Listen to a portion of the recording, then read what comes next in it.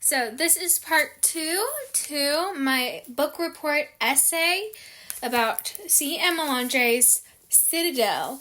Okay, this is chapter 30, Mama. Now, if you ask about my opinion about this chapter, I would have to say it is the most devastating, saddening part of this book. Now, let's continue, people. Alright. She was wrapped in metal bars within a metal room within a metal den. There was no other like her. On the other side of the bars is what she assumes is her mother, a furless, wingless creature who stands on her hind legs and has little flat teeth. At first, Mother is with her a lot, stroking her feathers, feeding her milk from plastic, cooing at her. She doesn't have a name. Mother didn't give her one. Mother talks a lot, forms sounds with her mouth that she can never hope but to reply with her snout and sharp teeth. But she learns through what Mother says and what other similar-looking creatures say, what they mean, before she can even wobble on two front paws and hind talons. She knows the basics of their language. She knows she is something called a chimera. She knows she is the first. With you here, we can finally leave this dang ship. Okay, so it's an indication that with the metal and stuff that they might be on a spacecraft of some sorts. Now, moving ahead, we get names of other people. Other creatures sometimes visit and watch her. Mother calls one George and the other Lieutenant Benville. Benville, if you remember from the last video I did about this book, part 1, there was a character from the past who was the supposed founder and founder of Citadel and prophet of the 100-Faced God, named Riley Benville. So this Lieutenant Benville is Riley, okay? Not the Riley we know and love, not Twink Riley, but mean old prophet Riley, the founder. We don't like him. There was a red light on her cage that turns greenish white whenever Mother or someone else enters. But every time she tries to push out, the red light stays, and the bars don't budge. It's nice at first, not great. She wishes she could go beyond the bars. She can't tell Mother that, no matter how she contorts her jaw. But she tries to communicate it by gnawing at the metal. Mother shushes her and pulls her back. Not yet, dear. You're not ready. The cage is big enough that she can spread her wings, but she can't fly. She does not understand why she has them, yet she cannot use them. A new set of teeth growing in, also they do. Mother gives her toys and treats to chew on, moves her from milk to brown, crunchy pellets. She teaches her commands, sit, stand, stay. You've made a fricked up dog, Lieutenant Benville says, glaring down at her after Mother has her follow her commands. She's still a puppy, Mother replies, and even if she's never able to defend us, it's still a massive achievement. Mother teaches her a new command. Attack. George comes in, wrapped in a thick fluff stuff that protects him from her teeth. She can do more than just tug on it and shake his arm a bit, but Mother is pleased.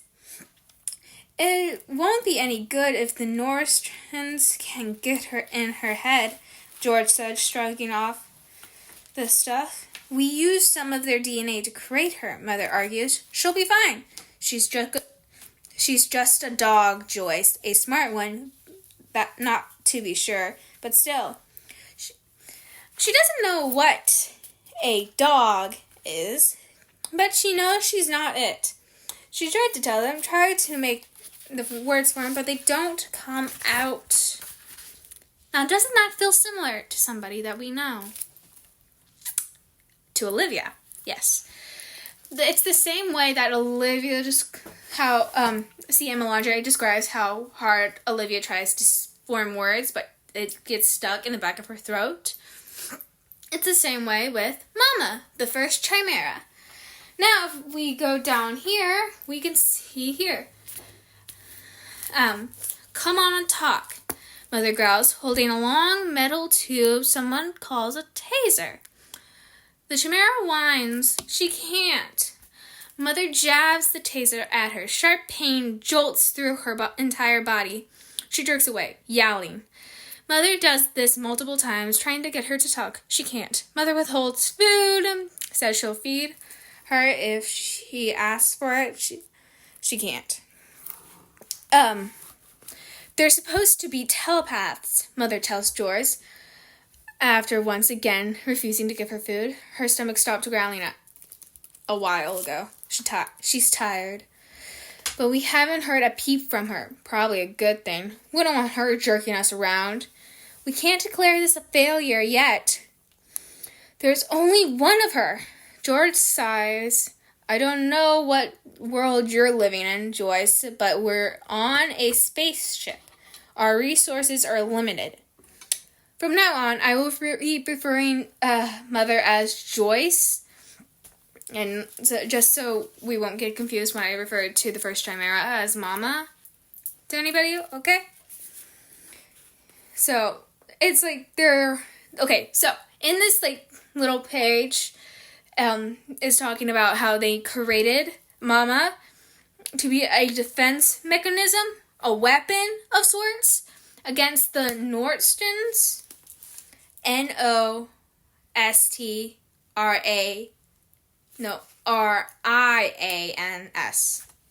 Whatever, if you know how to properly pronounce it, it's up to you.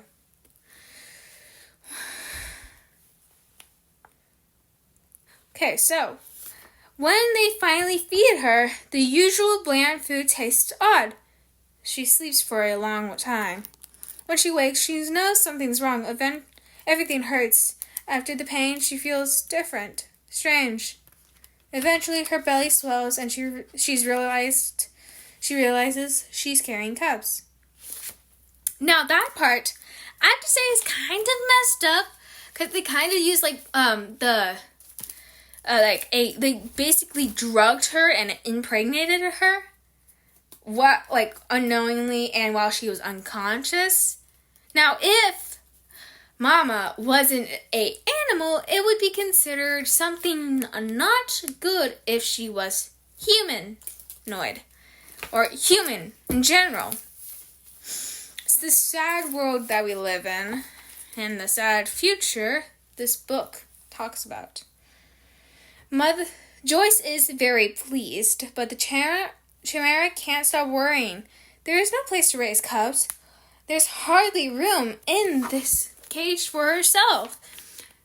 Never mind a pack. And while Joyce hasn't used the taser on her in quite a while and has made sure she has plenty of food, the trust is broken.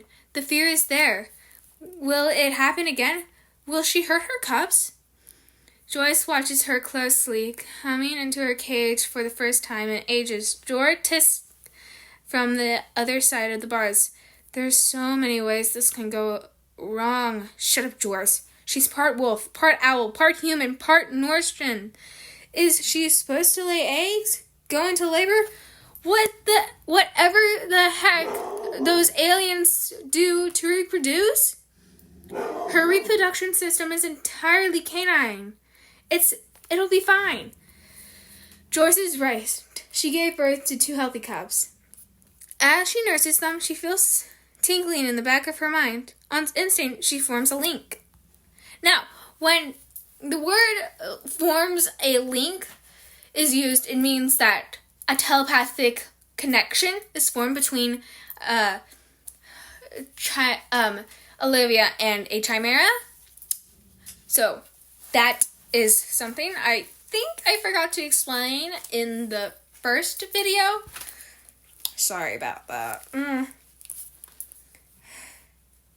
She doesn't realize what that means right away, but gradually she'll feel hunger even when she's eaten, feel confused over things that make perfectly sense, feel happy and content even when her mind swims with worries. They aren't her feelings, they're her cubs. Words soon follow. They call her Mama. My cubs, she says, nuzzling them both. She tries to make the link with Mother and George and Benville, but it's like running into the walls of her cage. Joyce finally gives them all a name. She is Subject 0. Her cubs are Subject 1 and 2. I hate those names. Her cubs begin to walk and stretch their wings. Why no fly, Mama? They ask. She doesn't know. She tries gnawing at the bars again, pleading with the humans to let them out just for a little while. They don't. Her cubs are old enough to move from milk to pellets, and Mother takes them away. As soon as she realizes what's happening, when George takes one of her cubs and Mother takes the other, she attacks. For the first time in her life, she bites. The taste of human blood is thick, like liquid metal. She likes it. She tears off George's arm and digs her claws across Mother's face. Her cubs hide behind her. More humans enter the room. On the other side of the bars, they have strange metal tubes that they shoot something at her. Everything goes dark. When she wakes up, her cubs are gone, but not entirely. Mother? Mama? They ask. You awake? She whines, looking around. Where are you? Do not know. She sees a cage, but a different one. In her mind, her cubs are separate, but they are there. She never sees George again, and Mother never comes into her cage again. Mother makes her give birth to 5 more litters. She's afraid to sleep, and when she sleeps, Mother takes her cubs away. Even though they are bonded through the mind, it's not the same. It's worse, because she can feel her cubs suffering. When they get shocked with electricity, starved, drugged, when they die. Mother wants them to talk to her, the way the humans can talk to each other. But no matter how many times the Chimera try, they can't. They can only talk to each other. Some of her cubs are forced to give birth too. When they are grown, she tries to comfort them while their litters are taken away. This goes on for a long time.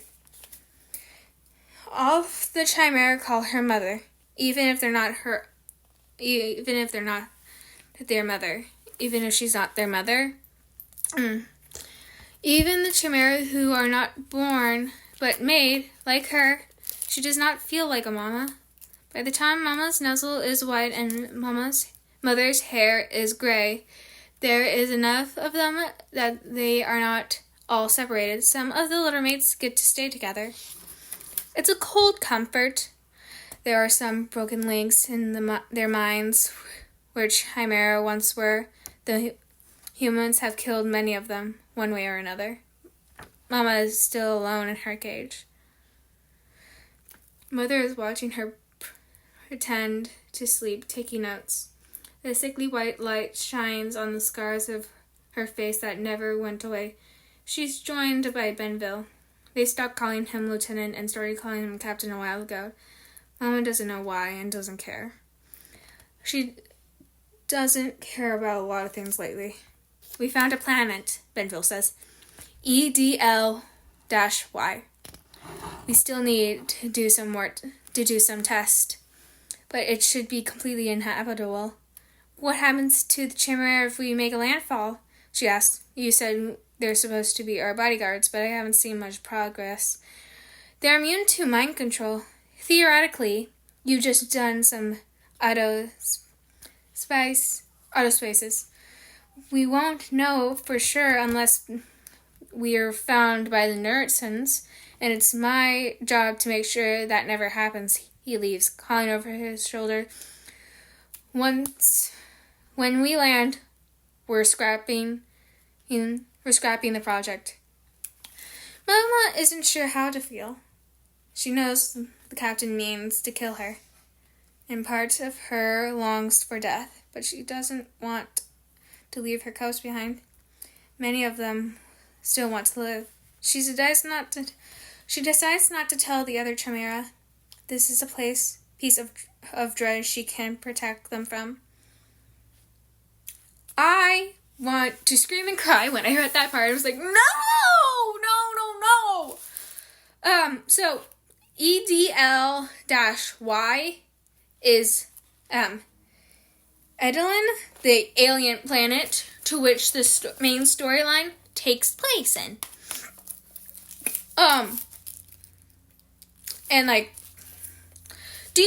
And one of the lines said in this chapter says, "Do you think it'll be like Earth?" One of the younger humans asked Mother one day. "I don't know," she says, her voice sad. "I was only a baby when we left. I don't even remember it." So from that indication, I think Earth got destroyed or something. It's a dark thought, but since Joyce was only a babe when she got onto the spaceship, it kind of makes sense for Earth to be destroyed if babies were on board.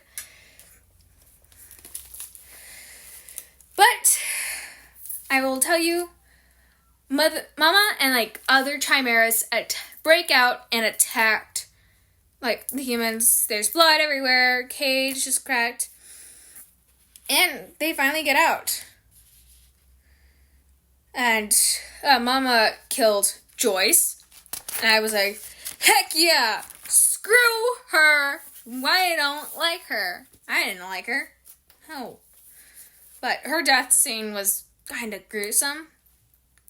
"You're sentient," Mother breathes. Mama's ears flicker in annoyance. Mother laughs. "Of course! I was so focused on turning you into guard dogs I didn't even realize. But of course, you're sentient. You have human and Norsen in you. Oh, this is fascinating. Once we got everything under control here, Mama attacks Mother to the floor again. This time, instead of biting her close, she tears Mother's throat and torso. She licks the blood from her chomps. After Mother stopped moving, the other chimeras patiently wait for her. "We leave now," she says. That is the end of chapter 30. I know I've read quite a lot to you, but still, you gotta read this book. Especially that chapter. I didn't read a lot of it to you guys, but I did read most of it. It's just a really heart-wrenching part of the story. It just made me so sad. Chapter 31 is Ormus's chapter. And there's nothing really, I have to say, of importance to say.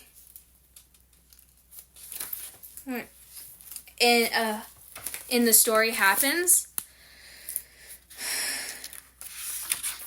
More or less him realizing that that Michael and Gabriel were actually jerks. And there's a singular note to Elias. "Dear Elias, it's us. It's our fault you died." Terrible, terrible thing. Ormus had a very short chapter, and chapter 32 is Olivia's chapter again. After she came back from, getting a vision, because chapter 30 was, Olivia seeing everything, because since the other chimeras are literally have, photogenic memories, they can, remember everything, although the edges are, blurred. Which, that would be so interesting if this was made into a movie. Honestly, not a movie, TV series. With, a really big budget.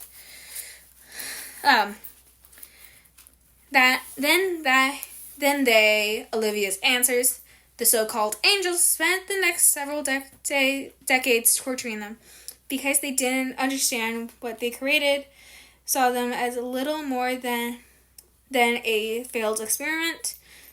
And for some reason, they were in a spaceship that, when they tried to land on this spaceship, crashed instead.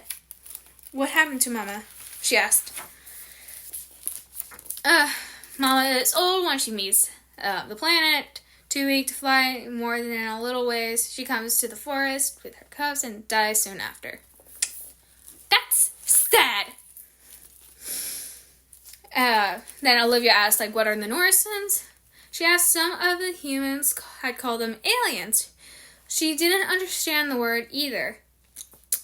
Okay. So, no sci-fi and other fiction books got brought with them when they left on the spaceship out of Earth, which was, I kind of find stupid. Come on, bring some fiction with you, not the non-fiction. Non-fiction is so boring. Oh my god. I will say that non-fiction is kind of boring. To me. I personally enjoy fan fiction over fan fiction and fiction anytime than non-fiction.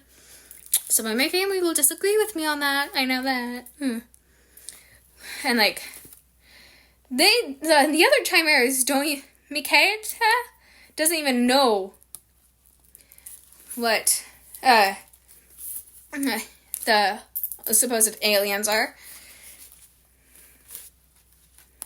Captain Riley Benville was the founder of Citadel's religion. He wrote scripture, or at least wrote all the teachings that eventually became scripture. Migtay's ears flicked. Where does he fly? I don't know. There were so few humans involved in the Chimera experiment and must have been top secret. Most of the people who knew probably died in the crash or got killed by Chimera. Humans hide their mind from each other? What do you mean? You know when I am angry, sad, lying because of this. He probed their mental link. It had grown much stronger since before he shared Mama's memory. Most likely talking about the link and why Riley Benville. Why him? I know he was the captain of the spaceship. So, in other terms, Riley Benville was technically their president on the spaceship, which is just interesting. And if you ask me, if they had the exact population of Earth on their spaceship, to which I don't think so, there gotta be some incest / inbreeding of humankind when they crash landed. It has to be the most likely solution, which is kind of gross if you're asking me, okay? But yeah, it's just, they're talking about the memory in Riley's first chapter and Olivia's first chapter back from getting that trauma flash.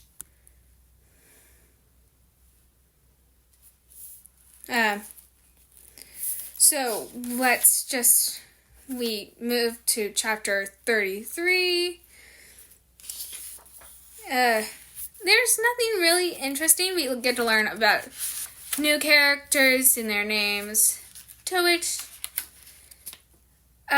they aren't main characters. Chapter 34 is Riley's chapter, and this one is an interesting story part, I will have to say.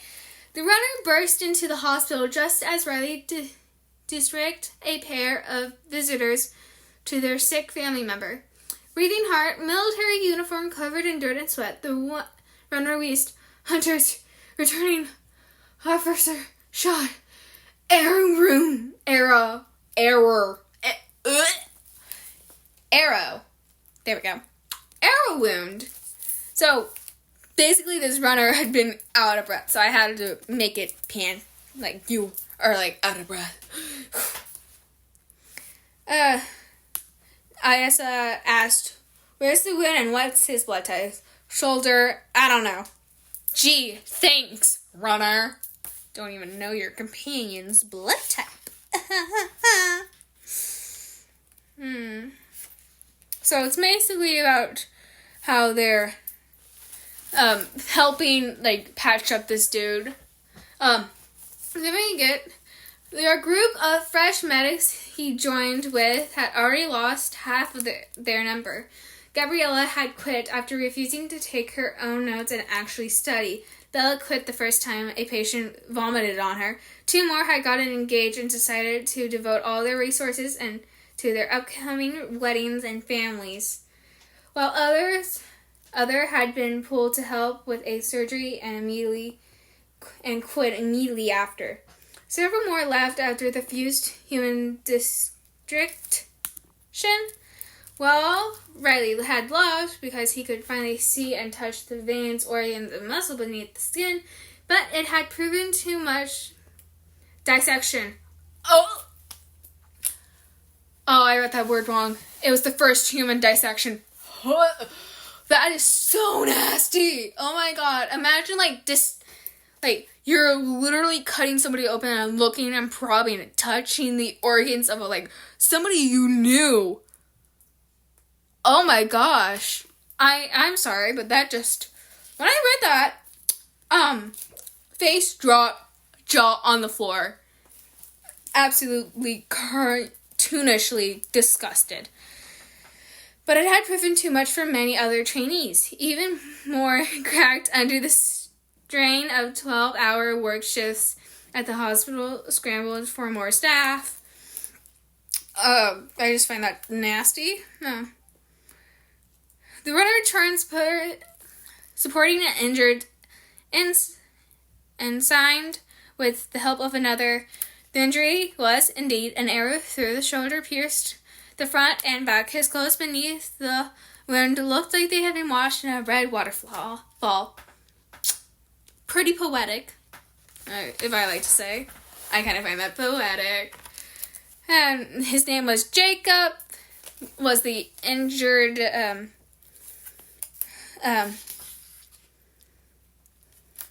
dude. You look familiar. Have we met? Riley had said. No, my father is a priest. Victor. Oh, Father Victor, over at Temple of Mercy? Jacob nodded, then grimaced at the movement. That's him. I only managed to go to 2 of his sermons, but he seems really good. Thanks. Medical bills. Bleh. Yeah, medical bills are a real pain in the tush-tush. So it's just a bunch of Riley doing something that he actually loves. I'm like, yippee, cheerleader over here. We love that. And you'll likely get a scar, though, ISO warns. Jacob lifted his head and looked at the wound, then laid back down. Girls like scars. It's kind of true. I like scars. I'm like, ooh, all right, get it on. Yeah. Snap with me. Excuse me, ensign. I thought you were married. Riley teased. I can still show off. Ooh. Which is kind of sweet, I would have to say, but still, that's nice. Chapter 35 is Ormus's chapter. Nothing too much that I can say about it. Just regular military work. And just family stuff. Then, right after that chapter, we get a note from a note to Elias from Olivia. Then chapter 36 happens. And Olivia's just thinking about how, and it's just about how everything's been getting, how her describing how the Chimera didn't open her with open arms at the first one, warmed up to her. Now we get a little bit something out new. Cyrage, Mita, Ebov, we got Milo. Molo is like a part of this type of pack that are like full of telepaths, and are like the reason why Blue's pack members and mother died. They like to kidnap kill and kidnap a pack. Like they like to kill packs and like take the telepaths when they're like still cubs out of their packs and like keep them and raise them in their pack, which is so wrong. So wrong. But yeah, her chapters have been like that. Have been basically her going on a rescue mission, trying to save Blue, and such. More of Olivia's chapters are going through the rest. Blue, did she hate Olivia for not being able to stop the kidnapping? Cannot talk, Blue replied, her mind a combination of ice and fire. They tried to break my mind. What? They want to cut my bonds. Need to go. Now, that is the worst part of this. Like, in, one, the Molo group, when that, cub tries to take, when they take, the cubs, they also break their minds and break into their minds and, takes their, and, breaks all the bonds they've ever had. So they're, dependent on the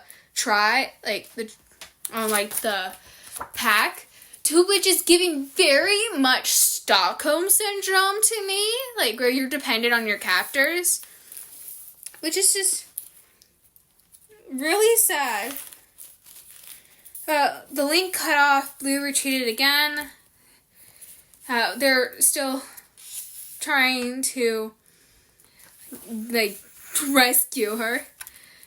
Two chased me now. A pause. A breath of victorious satisfaction. Now on. I like your knife. So, Olivia had given Blue her, dagger / knife to defend herself, which is, awesome. And, Blue's using it to kill people. That's awesome. Woohoo, go Blue. We're awesome. They still don't call Olivia by her name, Olivia. They still call her Silver, which is kind of cute. We love cool nicknames. Or, really cute ones. Flying had been fun. So it's, chapter 39 has been, where Olivia had been, seeming to fall. I think one of the Molos had lifted her up and dropped her, while carrying her, or not. I think it was Blue. I didn't read the back. Whatever. Flying had been fun. Falling decidedly not fun. Olivia stopped laughing. She screamed as the ground rushed up to meet her. Mind a chaotic rush of panic, almost like a breakdown. There was nothing she could do to slow her fall or save herself. She was going to hit the trees first and end up impaled. She stopped falling, gliding to a hold, and a hand sprang from orange leaf. Before she could process the fact that she wasn't going to die, not like this anyways, she was pulled up into the leaves, her body navigating through twigs and vines until she was set on her feet on a large branch.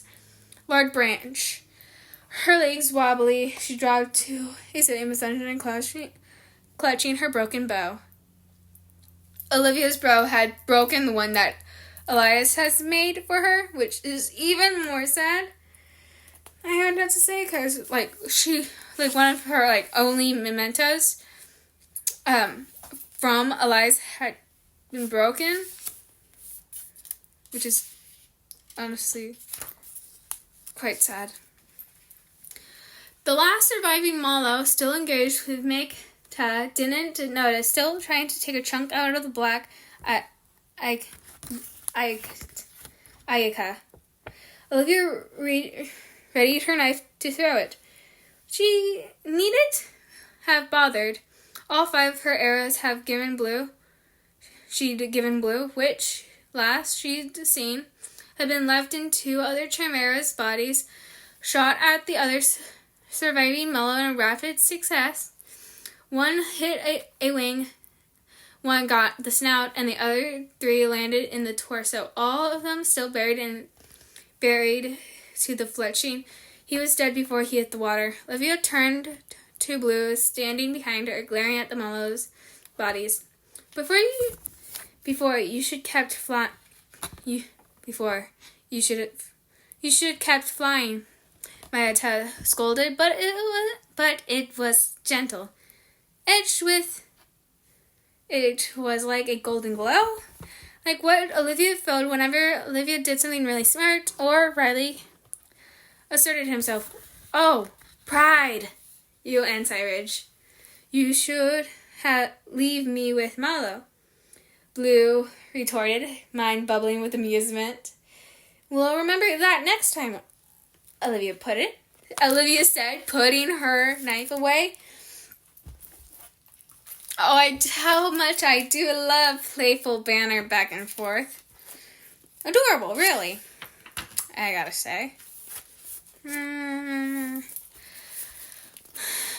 Can I get some of those green parsnips flowers before I leave tomorrow? Why? Mayata asked. I think it's the best way to handle Citadel. Give them telepaths, and just like you gave it to me, then they'll be able to hear you. They won't be able to call you demons after that. Pale flowers stop working after a time, Sayata warned. How long? She showed her an image of the green flower, wrinkled and dry, until this. Days, then. Maybe I can try growing them, she mused. I can give you flowers and maybe seeds for growing, Magta said. After sunrise. She finished her meal and went to sleep. Then, another note to Elias, to which I shall read. Dear Elias, I broke your bow. Sorry. But I'm still alive? ? That's probably better. I think so, at least. That's the third? ?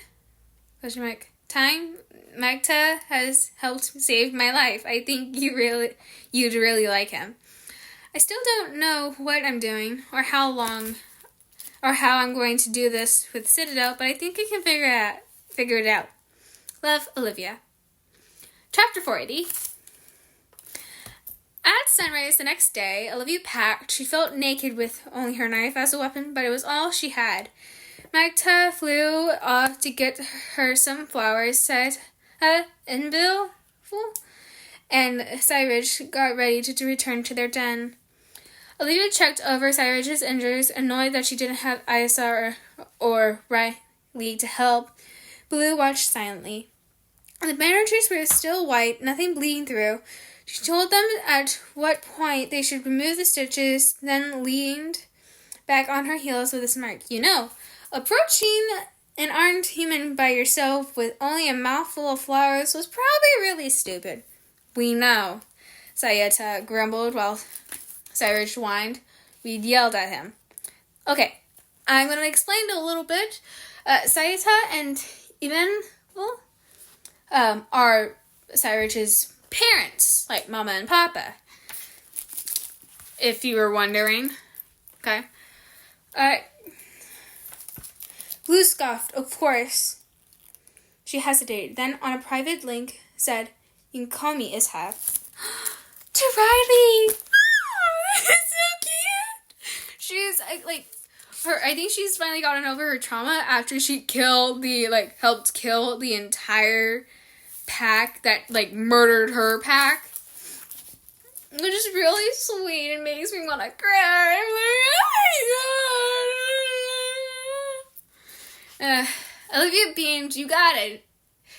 Ibn Sayyid, Ishaq said, Is there room in your den for me? Cyrus howled and then made a sound that might have been a scoff. Of course! Olivia hoisted her bag onto her shoulder, waved goodbye, and started walking. It's so sweet. Oh, and I know it's gonna get worse. God, please have mercy on me. Okay, the first evening, as she made camp on a tree branch above the rising water, she spotted a chimera, a stranger. She clearly saw her too, but Micah must have already told the others to back off because he left her alone.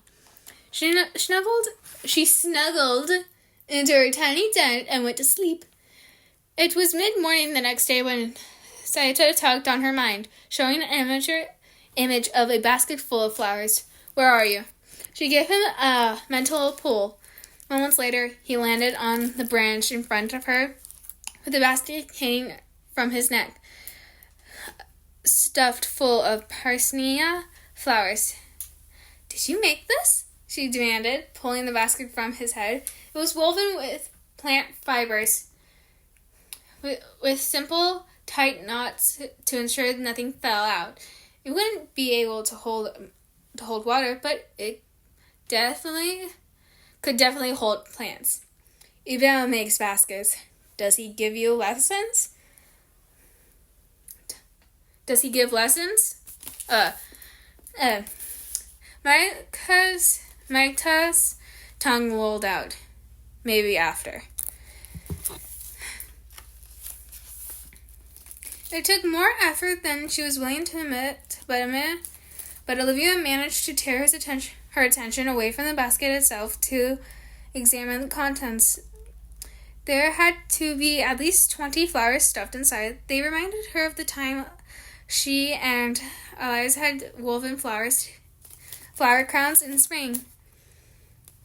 At least Elias tried. The crown had crumpled around her shoulders within 10 minutes, leaving purple and yellow petals in her hair. Hers had stayed intact for at least an hour, which he never stopped grumbling about. The memory made her smile. Thanks, Micah. This is perfect, she said. Micah hesitated. Who is the human in your memories? That's Elias, she replied, half distracted as she pulled the basket over her shoulder, wearing it as a bag. The fibers would have irritated her skin if not for her sweater. The chimera term for him is mate. He died on a demon hunt. Sorry. The chimera's mind was stone, carefully stilled as he thought about something just beyond his mental barriers, where Olivia couldn't get a feel for it. She shrugged it off. If it was important, he'd tell her. I'll be sure to contact you and the others as soon as I make headway in Citadel, she said. But fair warning, I may be chased out or have to hide in the forest to avoid being killed. He flexed and relaxed his wings. I must show you a memory, Silver. It is not good. All right? She braced herself for an immediate attack from the Mallow pack, or perhaps a fresh wave of demon hunters coming into the forest. Or maybe Ishenla pack wouldn't let her back into the forest if this went wrong. And she was completely on her own. Then Micah dropped a memory into her mind, and he watched the human kneeling at the edge of the small tide pool. Having followed the scent from the fight, Ivan, Samaika, Usko, and several other warriors from the Esena and Kimad packs had scattered the warriors from where they had clustered before, and now they needed to pick them off one by one, so they do not come back stronger. Every human they killed now is less human to fight later. The human buried his face in a piece of gray cloth around his neck. Probably meant something to keep him warm. Maeta creeped closer, not quite close enough to charge. After a deep breath, the human dropped the cloth and looked up. squinting at the sky. Magtub realized he probably navigated by stars, just like chimeras do, probably trying to find a way back to the human den. Since human noses are particularly weak, there are spots on his skin like sirage. He pities the human. Doesn't really want to kill him. He's alone, away from his pack, scared. He's young. You might have a mate or cubs. But he's wearing the blue cloth of a human warrior. He's in Chimera territory, and he is here to kill Chimera with arrows and poisoned meat. Amagta and is an Ayaka. He promised to protect his pack from all threats, and there is no greater threat than a human warrior. They have no Namsan, so a Namsan is like moral code in human terms, so back. Okay, let's go back. So Magta can't afford it either. He shifted closer. The human stiffened. His hand drifted to his bow. Magta lunged. They rolled into the shallow water, Magta's claws digging into the weak human skin. The human gasped in pain and managed to kick Magta off. Magta spread his wings to keep his balance. The human pulled out a knife, but if Magta is careful, it shouldn't make much of a difference. Magta bared his teeth, and the human chuckles. He broke in a terrible sound in the otherwise still night. Humans are mind deaf. They cannot hear Chimera. But for a moment, Magta thinks he can hear him. Crystal clear, the human knows he is going to die. He doesn't want to die. Not here. Not now. Not like this. But he does not beg. Magta prowls closer, looking for a good angle for his next attack. Humans may not have a Namsa, and Chimeras cannot afford to spare a human warrior's life, but that doesn't mean Magta has to prolong his suffering. He will make this quick. The human flips for his knife for a better hold and braces himself. Let's go. Magta charges. The memory ends before Olivia could see anymore, but it didn't feel much like a mercy. He knew how it ended. The relief she felt at letting Elias go vanished. The grief that had been lifted from her shoulders crashed down around her, all along with a thunderous rage. Before she consciously knew what she was doing, Olivia punched Magta across his snout. I'm actually crying right now. Oh my god. In that memory, we find out that Magta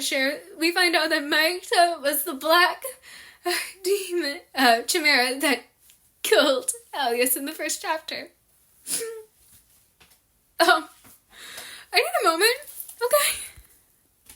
Okay, I'm back. So Olivia had punched Magta in the snout, as I said, and she asked, "Why did you show me that?" Namuso, he said, "Honor, you deserve to know." Which is honestly so freaking stupid. I don't care about your gosh darn diddly dang honor.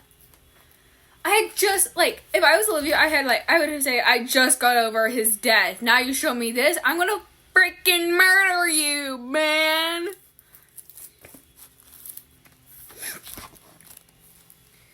Blood dripped down from his mouth. He spat out a tooth. Olivia distantly resigned a sharp throb of pain in her knuckles. One part of her mind, a small rational part, did process the fact that Elias had been an invading soldier and that she had always known a Chimera had killed him, but there was every chance she would have run into his killer. The other part calculated how many times she could stab Magta before other Chimeras noticed. Something must have come through the league. Magta's very subtly shifted his position for defense now. You are friend to Isana and Chimera. Do not become an enemy. Olivia gritted her teeth so hard her jaw ached. Silver? Cyrus called out. Your mind. What happens? She blocked him out, a hand on her knife. She didn't know whether she was going to draw it or not.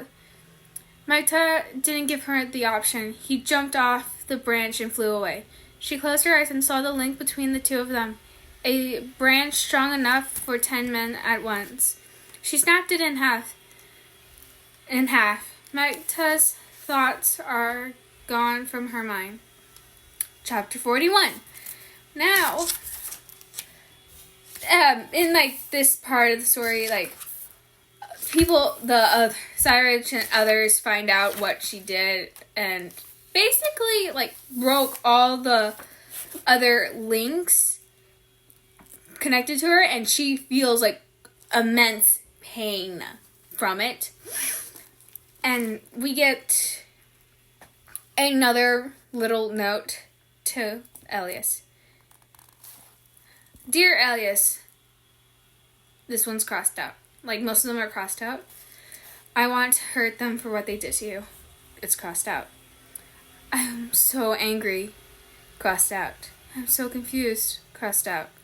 They deserve to die. Crossed out. They don't deserve to die for. Crossed out. Why should I help? Crossed out. If I don't act, how many others? Crossed out. I don't know what to do. And then that is not crossed out. And 42, she gets back home. And chapter 43, she stayed home while her father spent the rest of the day pursuing her potential allies. She didn't go anywhere, even if she wanted to, ever since the hospital where Olivia had gotten a hug from her sister, stepmother, and Ormus. She hadn't been left alone. They wouldn't let her go to Peterson's, insisting she spend time with family instead, as if he wasn't. Evelyn followed her like a lost Chimera pup, even going to the bathhouse with her while she had washed the forest from her skin and now sat in her room. The tension made Olivia itch. In order for her to put an end to the Chimera/human war, she'd have to start an underground revolution to change the very fabric of Citadel's culture so the two species stopped tearing each other apart. How was she supposed to do that if she could barely get away long enough to take a pee break? How did you make this? Evelyn asked, examining the basket Magta had given her. She took one of the Pristina flowers from it. And why did you fill it up with these things? Olivia plucked the basket from her hands and set it on her bed, on top of the quilt she and Elias had bought together. Some of the petals were already beginning to curl. She needed to get them into the stomachs of people soon. So basically it's just her back and home and stuff. We get a little descriptor for Evelyn. Evelyn shifted her head as she reached for a glass of water. Her headscarf was draped around her shoulders, letting her black curls free. Today's scarf color was blue, pale blue, like Isha's hair. The link connecting Olivia and her friend pulsed in the back of her mind. So Isha was the only Chimera who didn't break the link with Olivia. Most of the others did. I still find it kind of stupid why Magta shared that memory. He knew that Elias was Olivia's fiance. To them, the term is mate, but still, who, Mike Tut, why? You should not show her the memory, that memory. What if, Olivia literally killed ya? Or, she was on, the bridge to ending, decades, a centuries-long war between you and the humans. And then you go up and show your only ally with humans a traumatizing memory of their lover of you murdering their lover. Doesn't make quite a lot of sense if you ask me.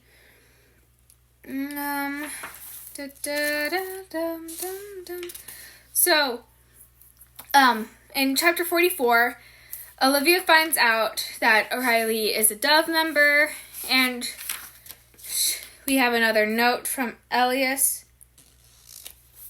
and I shall read it to you. Dear Elias, I realized something. Magta killed you because you were a soldier invading his lands. I don't think I'll ever be able to forgive him for that. But if you hadn't met Magta, if you had instead met Freckles or Ishab, you may have survived, but you would have killed them, and I would have never met them. Eva and Sayat would have lost another child. And I know that never happened, and it's dumb to go into hypotheticals. But I don't think I can forgive you for that, even though you didn't know that they were chimera, that they were sentient, that Freckles' mind feels like sunshine until he gets angry and burns, and that Ishab snores while she sleeps. You have killed them and celebrated it.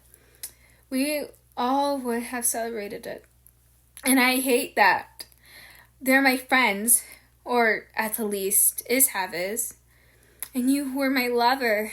And I wish this dumb war had never happened, but it did, and you tried to kill them, and Megta killed you to prevent that. I can't fix that. I don't even know if I can stop it from happening again, from happening to someone else, but I have to try, because no one else should lose an Elias or a Freckles or anyone, not to this. Love, Olivia. Well, that, I can tell you, was the letter to him that was filled with sorrow. Lots of it. And I tried to portray it as much as I can. Okay? So,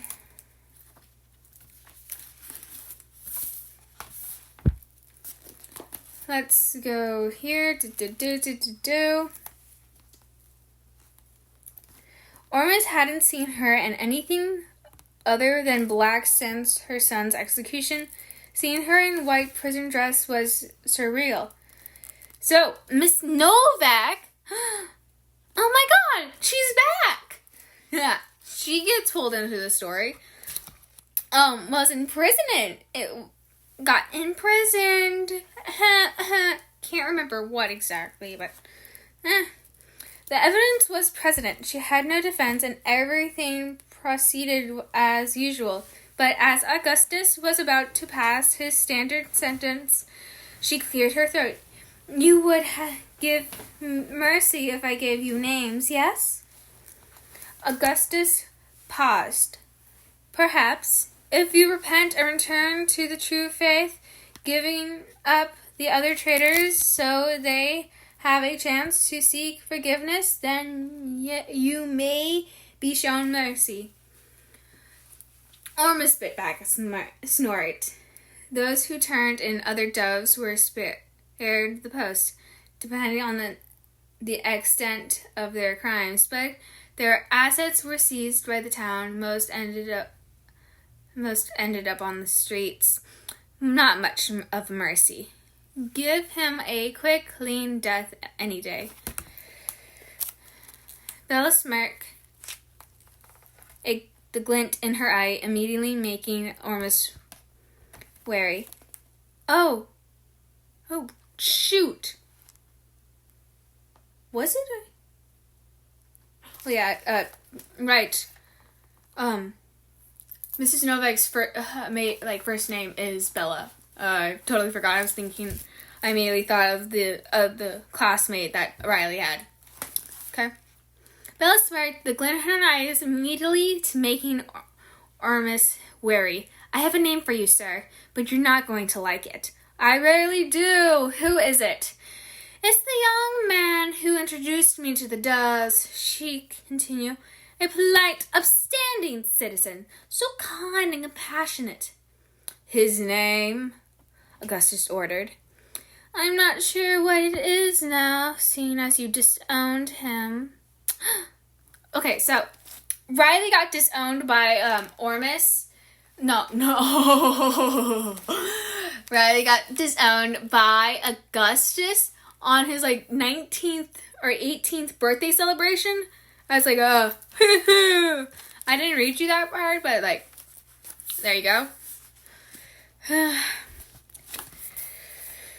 For a moment, the only sound was the blood rushing in Ormus's ears. Then the courtroom exploded in gasps, whispers, and accusations. Augustus banged his gavel for order. Do you have any evidence to back this claim, madam?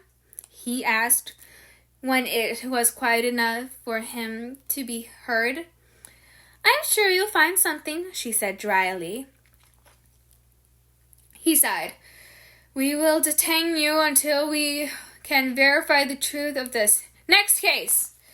Ormus sank into the meditative state as Bella was taken away and replaced by somebody else. It was only the only way to strangle his rage and fear into submission. If Riley was a dove, he endangered everyone around him, including Olivia. We can finally see Ormus becoming a real father to Olivia! Woohoo! Dude acted like not even a stepfather, an uncle. No, even worse, a cousin.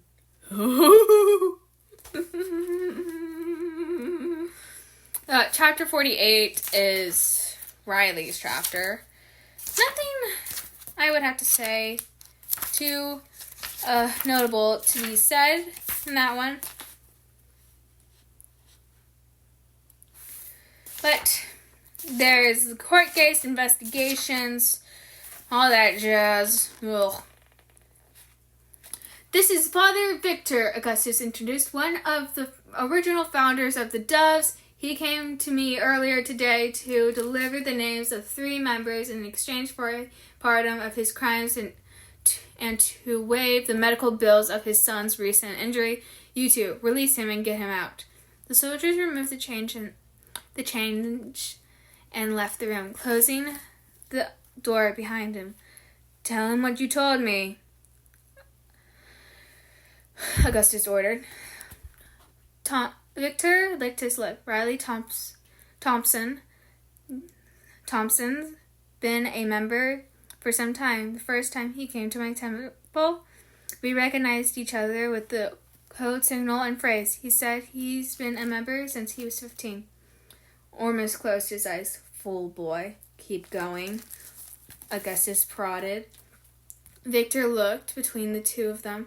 Shoulders hunched. He brought 2 new recruits into my temple today.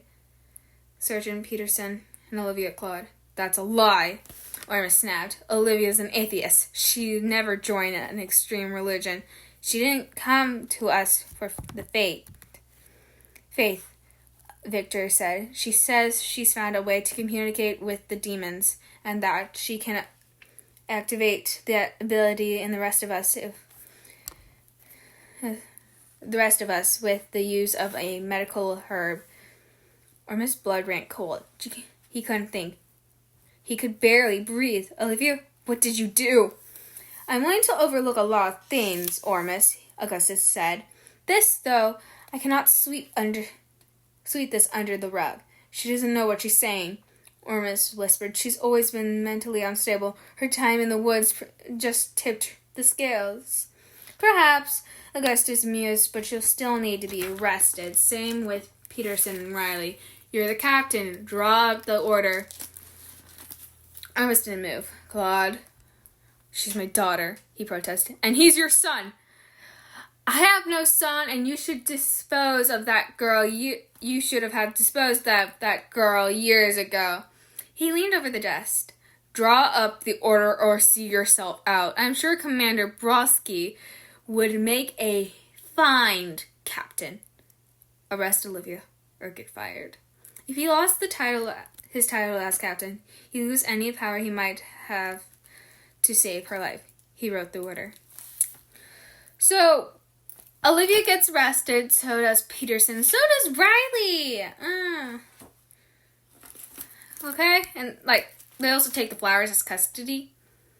Even more interesting, Gabriel continued, is that a whole basket of those green flowers you detailed in here were found in the old surgeon's house where your boy toy Riley was staying. Now, your scientist assistant, well, you used to be. So we're going to do an experiment. From his pocket, he pulled out a red handkerchief. You are going to tell Riley and Peterson through that demon mind magic you have, or what color you have. What color is this handkerchief? They are going to tell the men and tell them what the color is. Understood? She crossed her arms. Liv? Riley asked, Did someone give you a handkerchief? That's what I was about to ask. Peterson said, We're not doing it, she declared. If we don't prove the facts of the sketchbook, they won't be able to use anything against the Chimera. Gabriel drummed his fingers on the table, glancing between her and the door. Come on now. I know you can do this. She didn't move. Fine, he huffed. We can do it the hard way. He stood up. He stood and knocked 3 times on the door. Two soldiers barged in. Olivia jumped to her feet, but was quickly pinned to the table. One moment. Was quickly pinned to the table. One of them had his hand on the back of her neck, pressing her against the wood surface while grabbing her left arm. The other soldier twisted her other arm behind her back. Gabriel pulled a knife from his boot. Olivia couldn't stop the spike of icy panic. Liv, what's going on? Riley demanded. It's fine, she assured him. With his other hand, Gabriel patted his head, tangling his fingers in her hair and sending the sensation of bugs every time he touched her skull. He grabbed a handful and yanked. She couldn't stop the whine that slithered out of her throat at the shock of pain pulsing through her scalp. She tried to kick herself free, but with 2 other men keeping her down, she wasn't able to move a centimeter. Already, she could feel herself spiraling into a breakdown.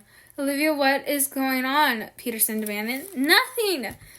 You know, if there's one thing I hate more than demons, it's people who sympathize with them, Gabriel whispered. She kept her eyes on the knife, a finger length from her head. I was planning on giving you a haircut, finally get those ugly locks off you, but then you'd be able to grow it back. That just seems like a waste of effort to me, don't you think? He brought the knife up just an edge of her vision. He pressed the edge into her skin and dragged it across the top of her forehead. She screamed at the agony of the blade carving into her flesh. Liv, tell us the color. No! Riley cried. No! Someone knocked on the door. Gabriel stopped, blood dribbling down Olivia's face into her eyes.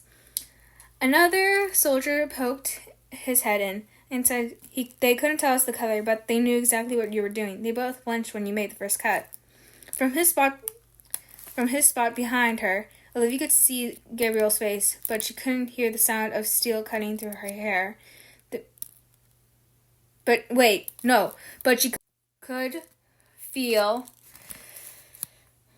One moment. Feel could hear the sound of steel cutting through her hair. The pressure on her head vanished, almost as painful as the initial grab. Good enough, Gabriel said. He dropped a handful of Olivia's silver locks onto the table. The other two soldiers let Olivia go. She scrambled back against the wall, blinking. Blinded by the blood in her eyes, she could hear nothing, not Gabriel's orders or the growing concern of her friends, as she fell into darkness. Chapter 53. So that's a breakdown, huh? Peterson asked. She was blessedly alone in the interrogation room. She leaned her head back against the wall. You shouldn't have done that. They were torturing you, Riley defended. You'd have done the same thing. She wiped the blood and sweat from her face, wishing she had a sink to properly wash up and a blanket and a bed. And probably some medical equipment. Gabriel hadn't done much more than gave her that one cut, but it was deep. He had been ready to scalp her head completely. She touched her hair. She touched her head, the hair that she was so proud of, that had fallen over her shoulders like molten silver, and was sloppily unevenly chopped. Her long strands were less than a finger's length. She knew that it was just hair, that it would grow back, that it is foolish to mourn the long lengths strewn over the table like corpses. But it felt as if the last connection she had with her mother was gone, cut clean through with a knife. And this is why I hate Gabriel and his brother. More or less Gabriel, because dude was about to kill Olivia. If he was, guys, like, if you scalp somebody, they would eventually bleed out to death. Is that right? Yeah, I think that's right. Anyways, I hope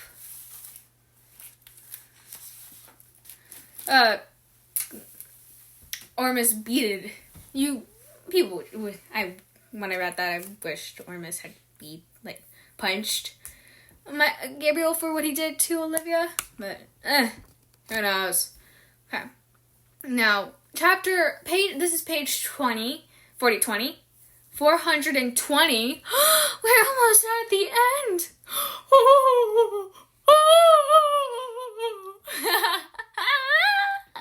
Okay, so. However, the waters have already risen and I'm not willing to wait 2 weeks to prove a point. He aimed and fired. The sound exploded through the room, deafening. Peterson dropped. Olivia screamed, trying to get to him. The guard behind her had already put her in a hold. She lifted her leg to kick him in the knee to get him off her so she could go to her uncle, but she felt the end of a familiar knife against her neck. Don't try it, freak, Gabriel said. She looked to Riley. He had some medical training. Surely he could help. They hadn't pinned him down, allowing him to kneel next to Peterson and examine the injury. The red stain on his shirt was slowly getting bigger, his breathing already ragged. Oh, he had said silently. I think it went through and through. Riley said, carefully moving Peterson to his side to look at the exit wound in the back, then putting pressure on both ends. But he still needs a hospital. Excellent, Augustus said, setting the gun on the table. Augustus, I freaking hate you! Sorry that was so loud. Augustus, you abusive, sexist man! I hope you burn! I want to see him drown.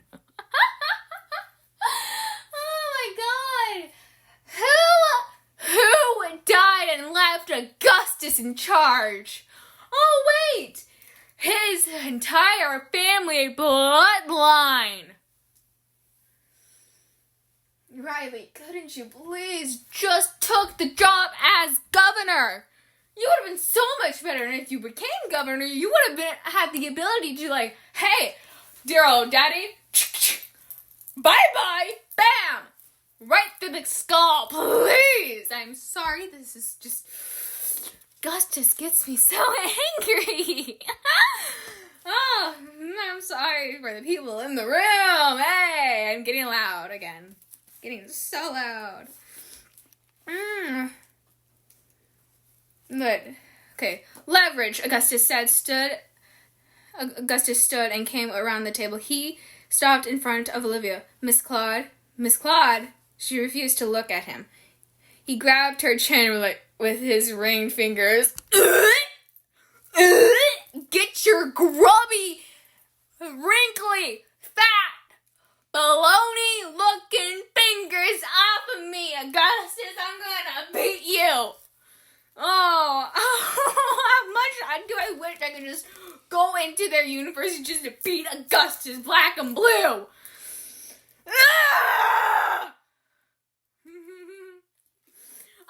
I'm sorry for the people with headphones on. I'm just blasting your eardrums right now.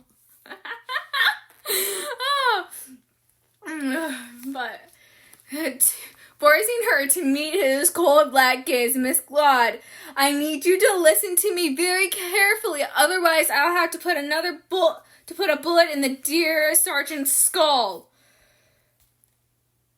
Peterson spat at his feet. Go, Peterson, go! You and Riley are the only understandable guys that are still alive. Besides Elias, he would have been the most understanding, most sexiest man alive. Alright. Yes, let me simp over a dead man's corpse already, okay? Look, I know I have very bad taste, but the next, chapter 54 is Ormus's chapter.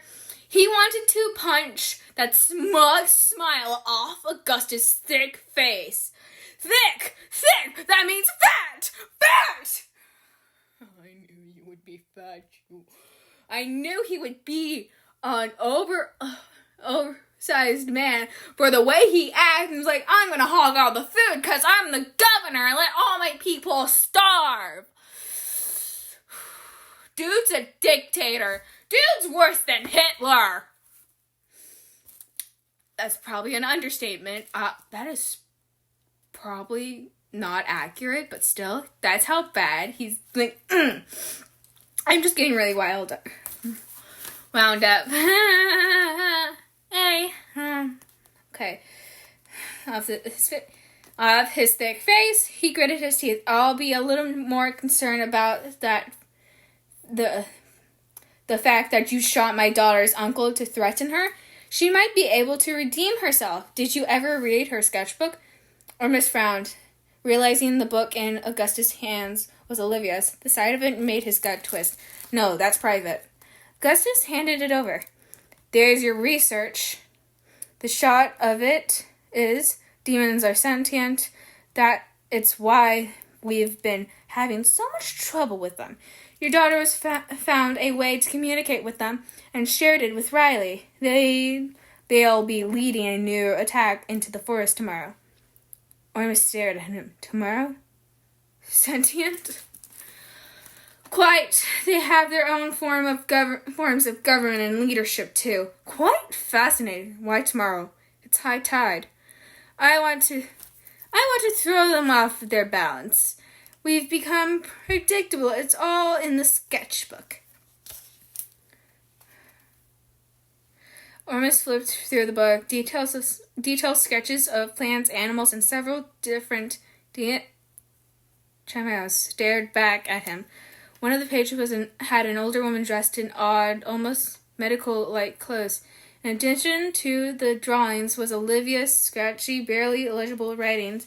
He winced every time he saw Dear Elias, then swallowed as the rest of what she'd written settled in. The Chimera have ancestral memory, able to inherit the memories of their forebears. Though this, they were able to share with me the creation of their first Chimera.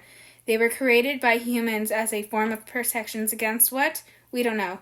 Our human ancestors were running from something called the Norristrans, using a space vessel. They escaped their home and came here, crash landing into the Shadowlands, probably getting damaged when they tried to get through the rings around the planet. Of course, humans cannot have originated in space. Elementary astronomy teaches us that it's a void, no oxygen, no water, therefore no life. We had to have come from our own planet. The question is, why did we leave? Which is a very good question. Thank you, Olivia. That's what I'm saying. Did Earth explode? Did Earth, blew up or something? What happened? What in the bologna, macaroni, squibbly squabby happened? What do you think? I have no idea. You have no idea? Okay. For context, this is just a friend in my space. So yeah. Do you think Earth exploded or something? I don't know. This kid's wild. This gets wild, and I'm forcing you to watch both the videos. Yeah, go for it. Okay. But yeah. Which is just peachy, lemon squeezy. She came back down a few seconds later, holding a skinny clay vase with a single pristine flower in it, drooping over the lip. I took it from the basket, she said, settling the vase on the table. I thought they looked pretty, and Olivia didn't object to it, so he stared at it. The symptoms last for 2 days. We have one. Isa took the sketchbook and, after a bit of skimming, pressed her fingers against the pages. I can get you the medications you'll need for migraines to mitigate these symptoms. It won't be pleasant, but you'll be able to function at least enough to get you onto those boats. So Ormus is taking the flowers so we can finally communicate with his daughter! Yay! I'm being so loud. And sometimes I have a very hard time seeing if I was loud or not, knowing if I'm loud or not, or talking very loudly. But knowing when I'm squeaky, I know I'm being loud. And I'm sorry, my dear friend. I'm sorry. You're good. Okay. Hey, I'm allowed to snort.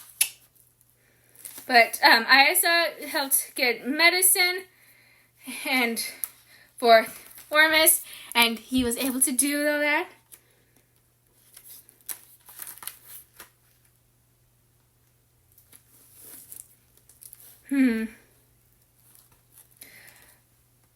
Now,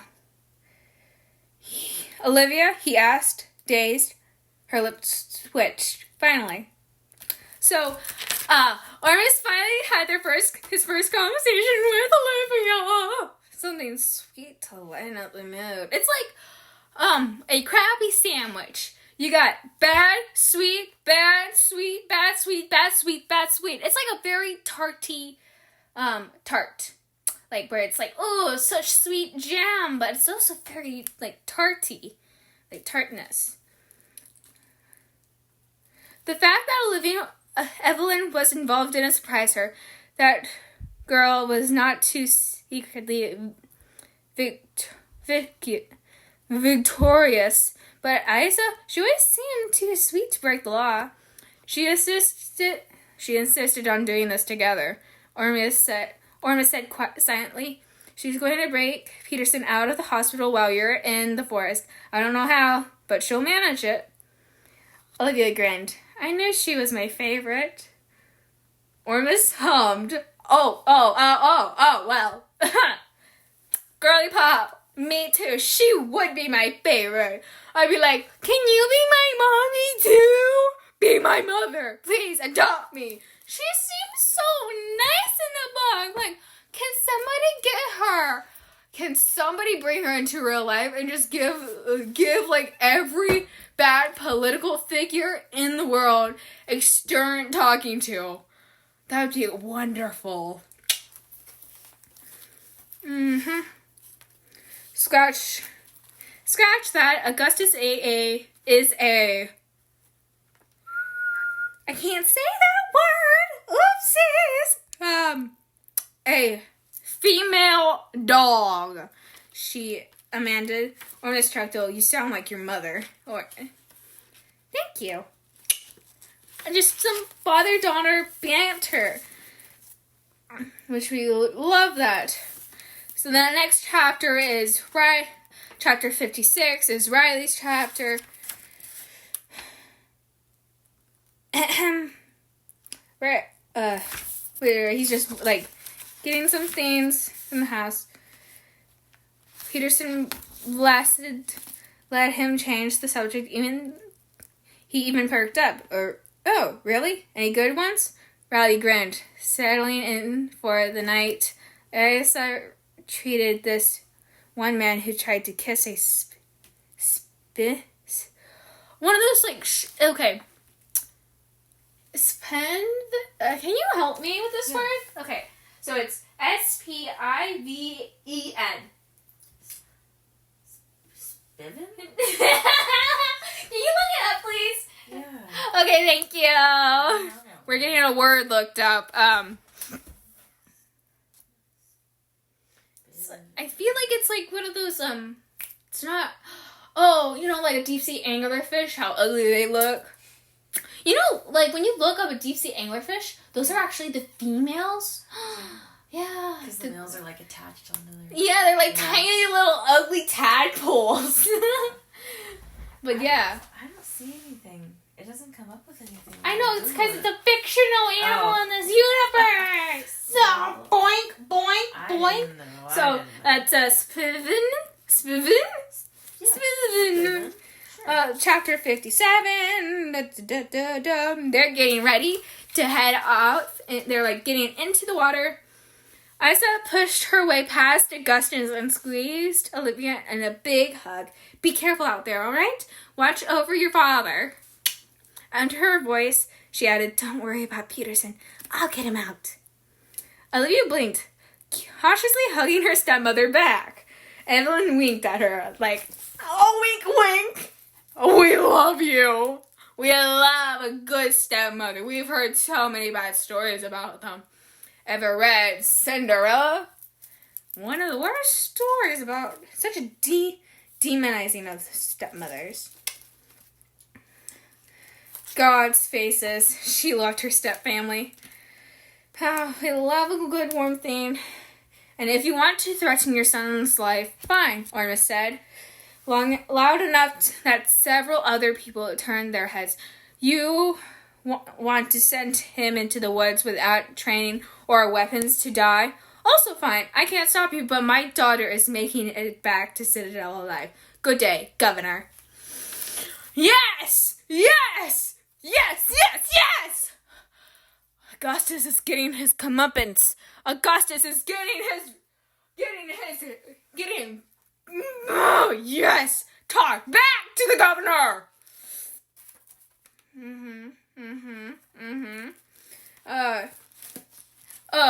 This one's my favorite. Ormus turned to Gabriel and said in a voice so low Olivia barely caught it, any other cuts or bruises given to her by anyone or anything will result in you getting shot. I don't care what happens afterwards. Understand, Ensign? Wait, I've been saying this word so wrong. What's this one? Ensign, yeah. Okay, so I have been saying it right. It's just, It looks so stupid. It looks, yeah. No, it looks too silly to be an actual word. It looks too silly to be an actual real word we use. Olivia's smart. Sergeant Peterson had been in the military so long, he had likely trained each and every one of these men. Ormus called everyone's attention to him. Peterson, Riley, and my daughter confronted Thomason about this discovery, and he did not react well. He wants to destroy more Chimera, but we created these beings, these people, in an environment of pain and fear, where they were tortured and starved and killed because we couldn't hear them. We didn't realize what we'd made, and they fought back and escaped to defend themselves. The original critters that lied to you, lied to us, lied to you for generations to cover up their mistake. They blamed their blunder on God, and he said he wanted them hunted down and killed. The reason I'm telling you this is highly classified information is because Olivia and Riley have both found a way to communicate with the Chimera, which they have shared with me. A form of telepathy. Telepathy!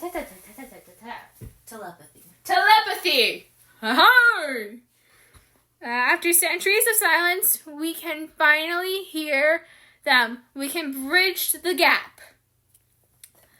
Cue Cat's Eye comments about the Gap commercial.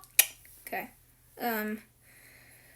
But it's just Ormus explaining to the whole lot about what's been happening. And Olivia, okay. So here's the next highlighted part that in my passage. Olivia swallowed. It tasted salty. I don't think I'll ever be able to forgive you for killing Elias, but I'm sorry I punched you after I found out. I shouldn't have done that. No, but it is all right. I am sorry for killing your mate. So her and Merta had somewhat good terms. She still didn't forgive him, and he's like, I totally understand why you punched me in the face. I would have punched somebody in the face if they shared me a memory of them killing my mate. Heck yeah. Get it on, sister. Shake, shake.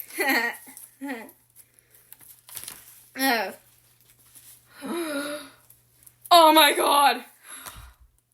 Chapter 58 is Abraham. If you remember from the last part, Sergeant Peterson's first name is Abraham. Okay, Abraham Lincoln, we love that.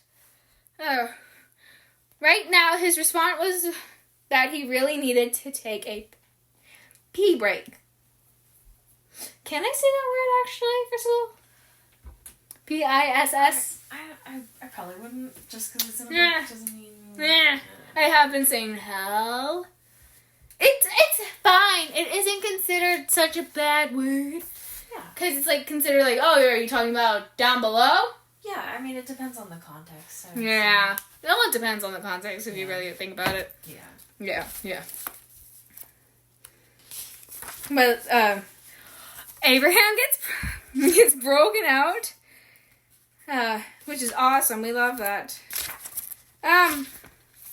Chapter 59 is a regular Olivia chapter. We are ready, Megta said.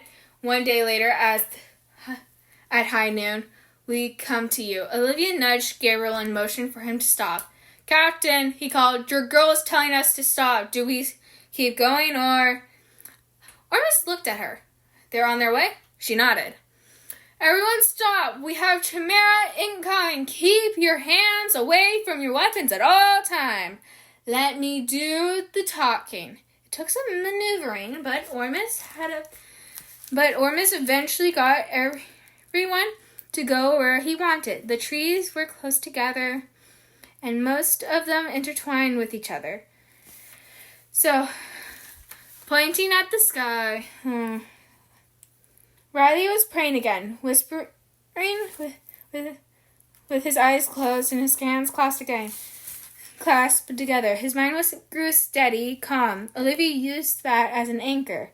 Up there! Olivia didn't even know who spoke, but as soon as they Oh, but soon they were all pointing at the sky. Mekta's dark, blurry form came into sharp focus as he flew down, landing on the outstretched branch a meter away from the nearest boat. She braced herself to feel anger, or hurt, or hate, but all she felt was twitchy nerves. She did a quick mental scan and felt a dozen other chimeras slowly closing in, a few of whom she recognized. "Hey," she said. "Thanks for coming." "Your fur is gone," Cyrus wailed, "and you hurt! Oh, Cyrus, you're just a baby boy!" Cyrus is like the equivalent of a 12-year-old boy in Chimera standards, okay? Mm-hmm. Okay. Well, that's my headcanon. So it's either that or he's just a teenager, but still, I like to think he's like a young, like, little lad. I'm like, that or 15. 15 or 12. One of the two. One of the two. But he is like somewhat fully grown person, so I would it's more likely that he'd be like, in human standards, he would be around the same age as Olivia, 19. Which is amazing. Because, okay, question about sci-fi novels. Why are all sci-fi and sci-fi books is like the main, and like these YA stories, the main characters are always like young adults, like 20 or 22, 21. Or like 19, 16, 17. I.e. Hunger Games, i.e. Twilight. I mean, YA does stand for young adult. Yeah. So. Why? It still has teen in the name. To me, that is not young adult. That is teenage. I don't know. You should take it up with the. I should take it up with the commissioner. Yeah. Like, it doesn't hurt to ask. Okay, so here we go. It's a long story.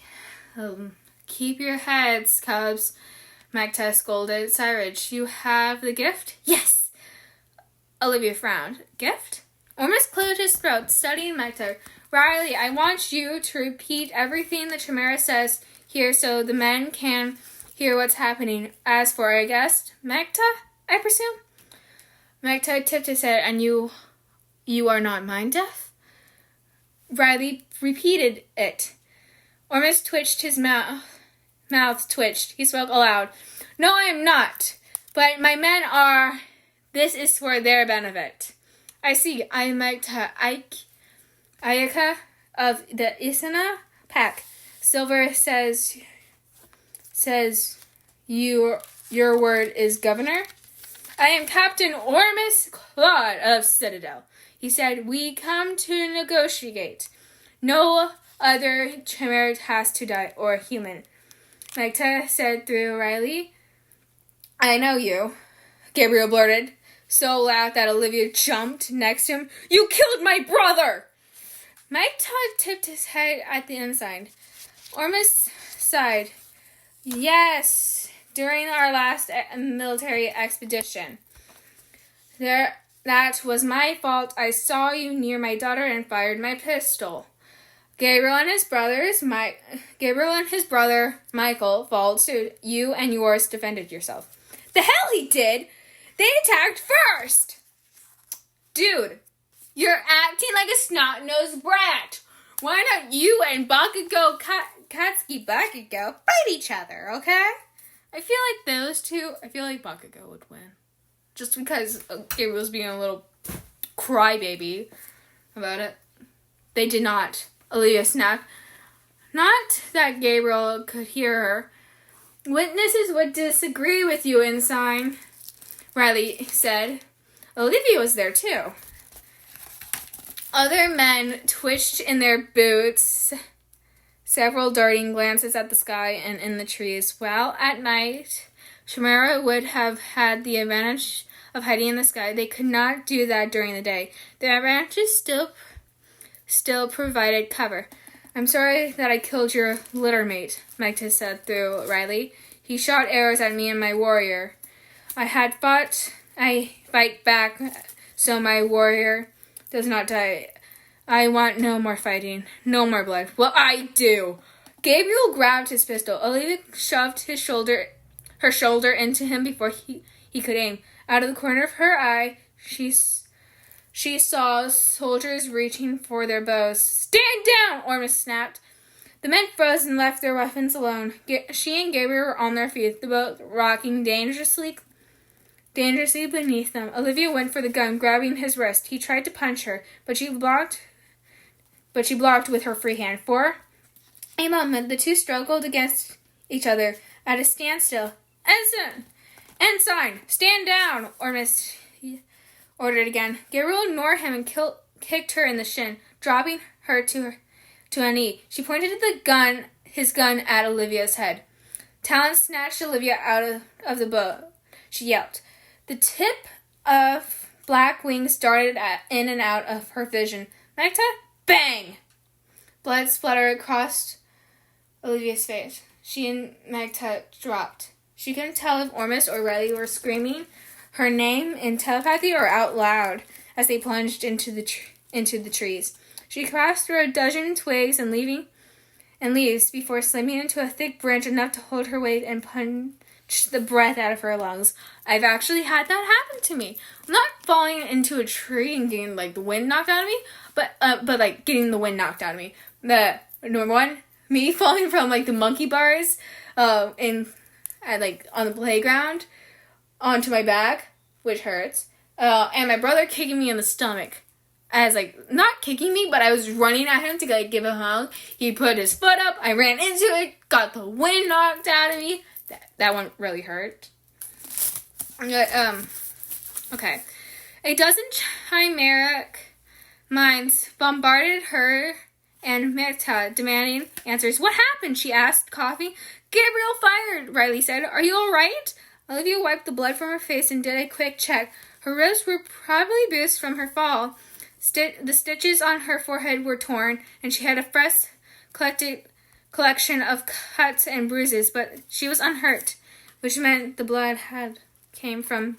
"Magda!" she called, frantically looking around in the trees. "He is here," Cyrus called. "Ukrif, come!" Olivia scrambled to follow the link, pushing through a curtain of leaves and branches before finding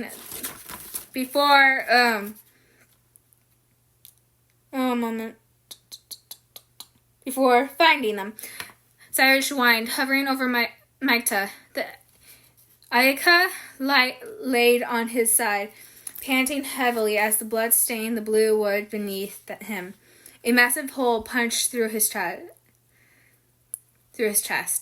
She kneeled next to him and sent the scent to Riley. "What do I do?" The scene to Riley. Dread curled around his mind. She refused to acknowledge it. "Put pressure on it," he instructed. "A lot of pressure." She plunged both hands onto the rune. Magda wheezed. "The warrior has good aim." That warrior has good aim. "Then you should have attacked him instead of grabbing me, you idiot," she snapped, blood oozing from in between her fingers. She pressed harder. "I said no more blood. I mean it." Wings, more weight on the thicker branch. Gray-blue fur and feathers entered her vision. Ukfur, the chimeric medic, licked Magda's cheeks. "I cannot fix this, friend." "Then find somebody who can," Olivia ordered. "Live, even if we were in a central hospital." Riley trailed off. "Shut up! We can fix this!" "You can," Magda said, his mind fading. "We all can. No more blood. No more." His mind went dark, all links breaking. He stopped breathing. Cry. Sorrows. Prayers. Quoting Bridgerton. That's all you can do. That's all we can do. This scene, when I read it, I cried. Yeah, of course. I cried. Yeah. This book is so long. It is. It's so long. It took me a year and a half to read it. Dang. Well, it's like... And this was like the first full-length novel I read, okay? Give me a break. Wow, no, you really skipped past all the... I skipped past a lot of stuff. So my videos won't be like 12 hours long. Yeah, that would, yeah. It needs to be in like 2 parts, okay?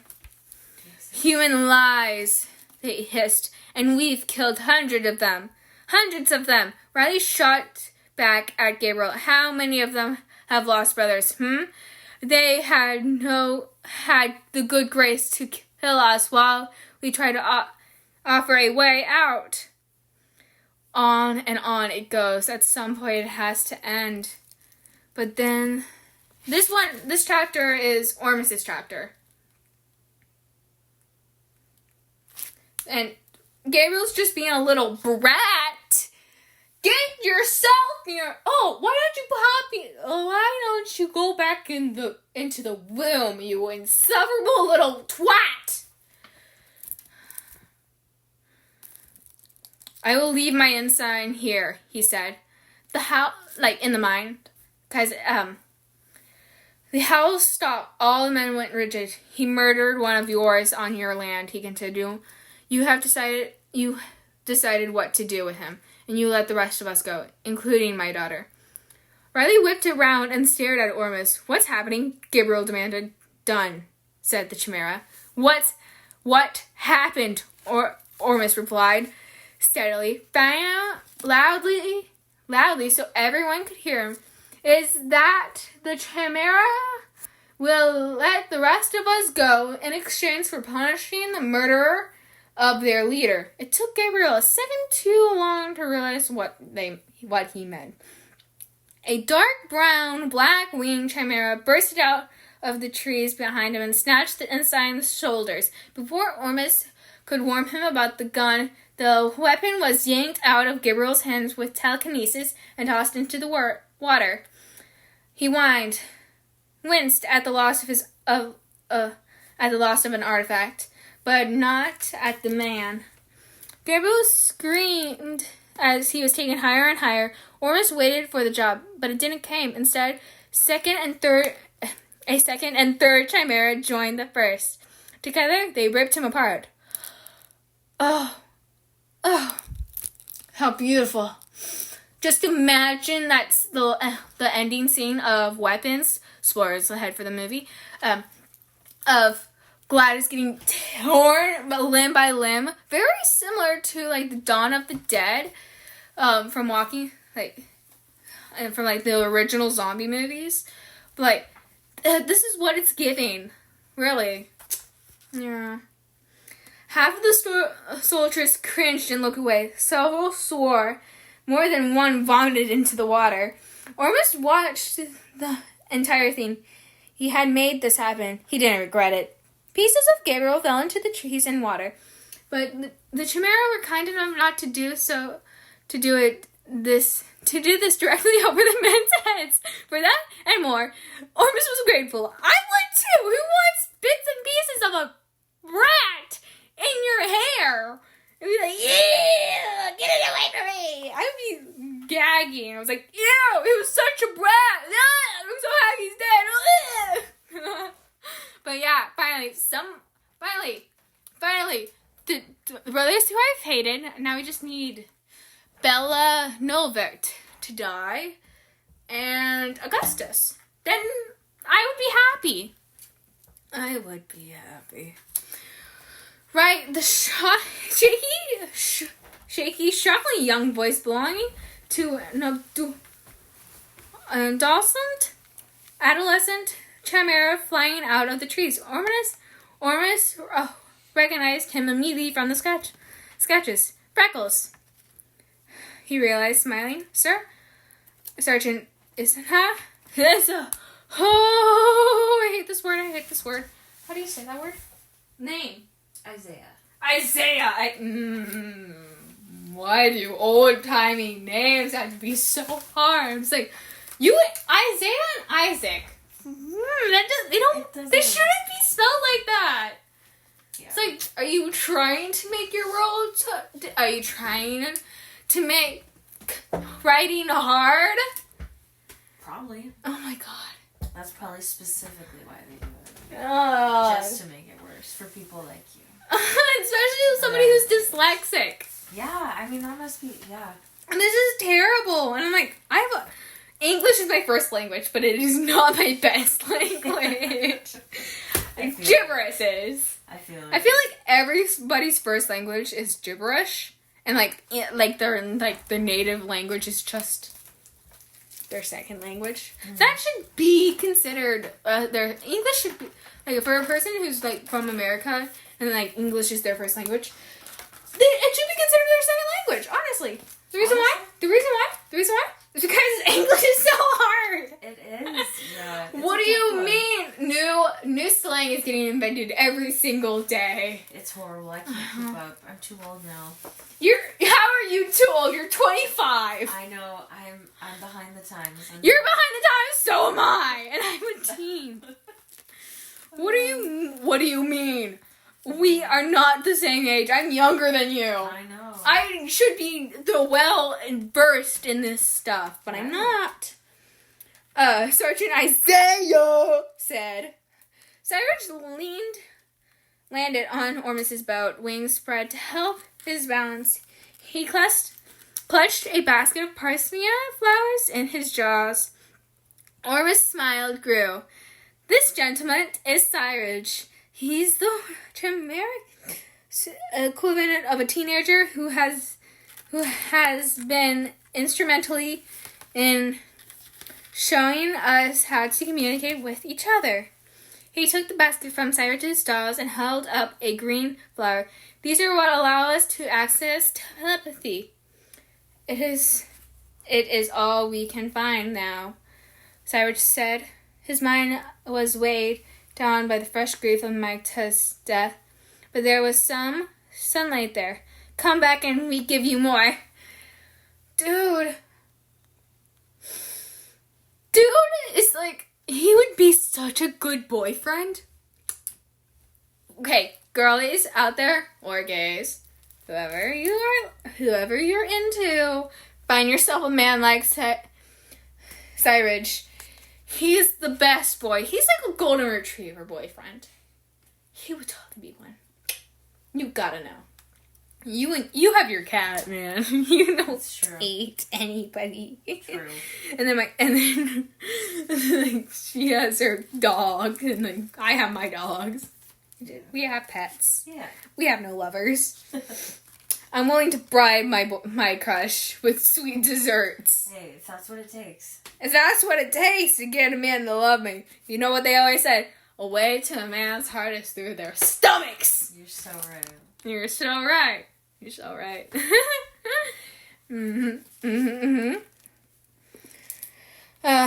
Riley repeated what he said. He added, "Be careful when you eat one, though. It knocks you down for at least a day. Usually 2. Sergeant Isaiah looks at the flowers, then at Riley. I'll take one now if you row me back. Riley's smile was tired. I don't think I should go back. Why? The leaves rustled. Olivia emerged, her clothes and hands stained with blood. She shared a look with Riley. Well, to be honest, my father said he'd kill me and Olivia if he didn't come back with a demon body. And I'm not giving him Magda. Ormus grimaced. He hoped to return with triumph news that the Chimera had agreed to a ceasefire and that the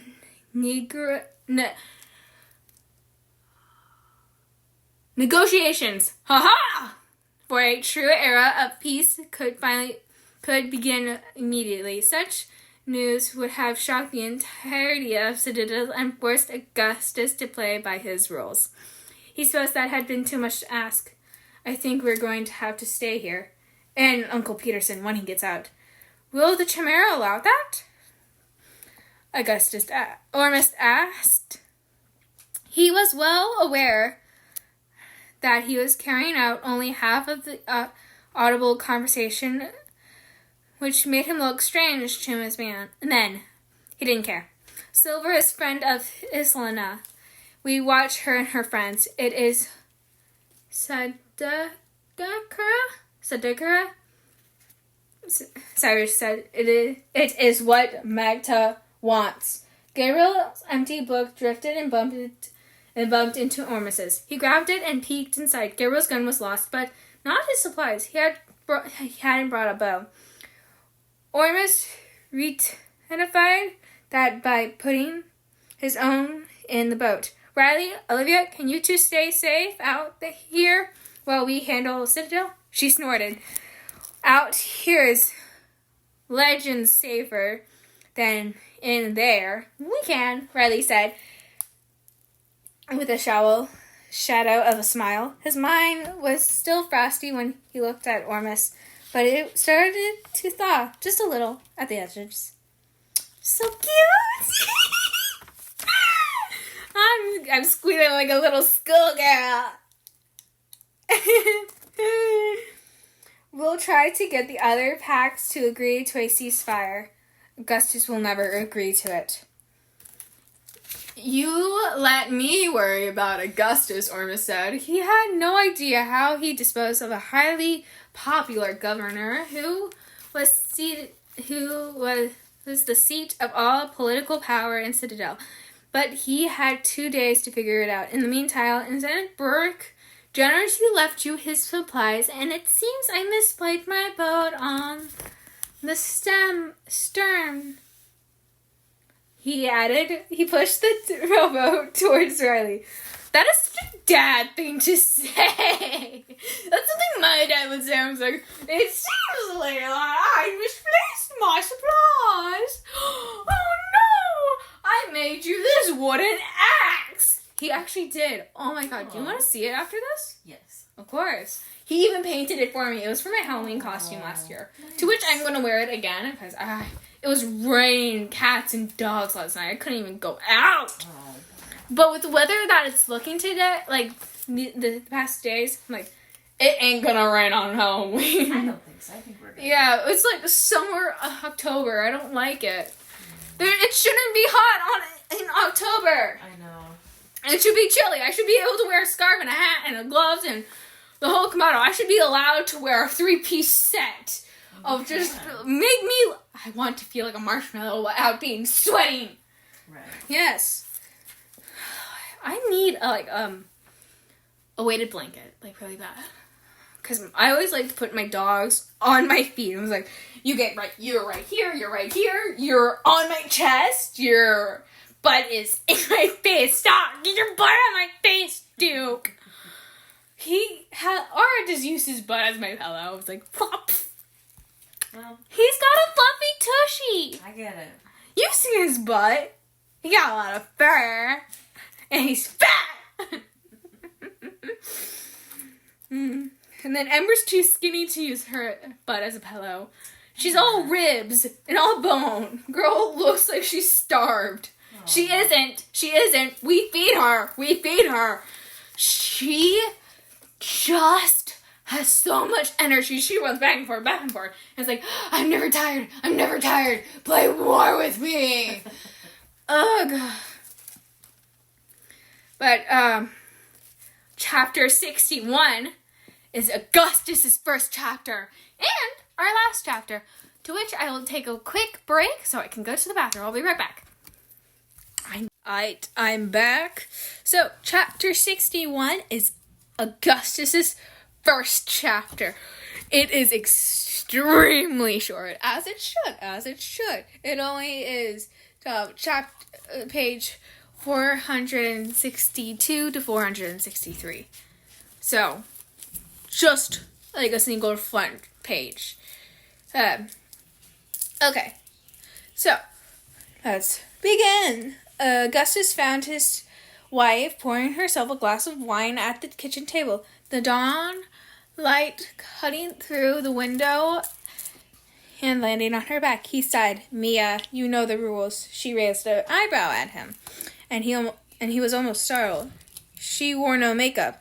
Nothing smoothed the lines on her face. The curves beat that had settled soon after their marriage and only gotten deeper. The wrinkles around her mouth formed from her disgusting smoking habit. Even the gray roots of her hair were showing. Okay, first of all, dang. If Gustus was that startled to be like, oh my god, no makeup. He would be that kind of like alpha bro dude on podcasts. It's like when you show like a picture of a girl doing like no makeup or doing natural looking makeup. It's like, oh, that's a girl with no makeup on. It's like, dude, she has makeup on. Are you that dense? Yeah.